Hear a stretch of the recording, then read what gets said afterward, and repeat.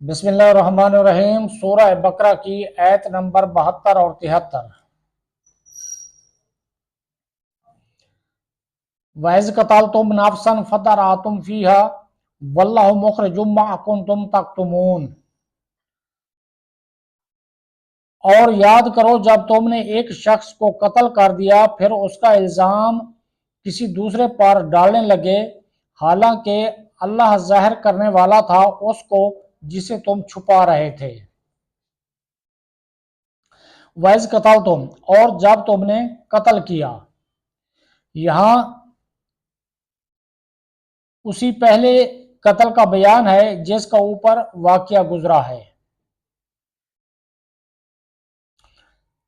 فَقُلْنَا اضْرِبُوهُ بِبَعْضِهَا كَذَلِكَ يُحْيِي اللَّهُ الْمَوْتَىٰ وَيُرِيكُمْ آيَاتِهِ لَعَلَّكُمْ تَعْقِلُونَ۔ تو ہم نے فرمایا کہ اس مقتول کو اس گائے کا ایک ٹکڑا مارو، اسی طرح اللہ مردوں کو زندہ کرے گا اور وہ تمہیں اپنی نشانیاں دکھاتا ہے تاکہ تم سمجھ جاؤ۔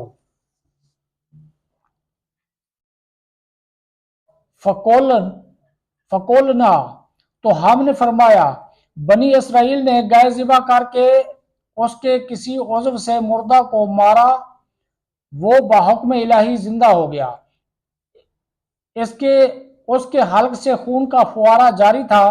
اس نے اپنے چچا زاد بھائی کے بارے میں بتایا کہ اس نے مجھے قتل کیا۔ اب اس کو بھی اقرار کرنا پڑا اور حضرت موسیٰ علیہ السلام نے اس پر قصاص کا حکم فرمایا۔ اس آیت مبارکہ میں اللہ تعالیٰ نے مردے کو زندہ کرنے کے اس واقعے سے قیامت کے دن اٹھائے جانے پر دلیل قائم کی کہ تم سمجھ لو کہ جیسے اللہ تعالیٰ نے اس مردے کو زندہ کیا، اسی طرح وہ قیامت کے دن بھی مردوں کو زندہ فرمائے گا، کیونکہ وہ مردے زندہ کرنے پر قادر ہے، اور روز جزا مردوں کو زندہ کرنا اور حساب لینا حق ہے۔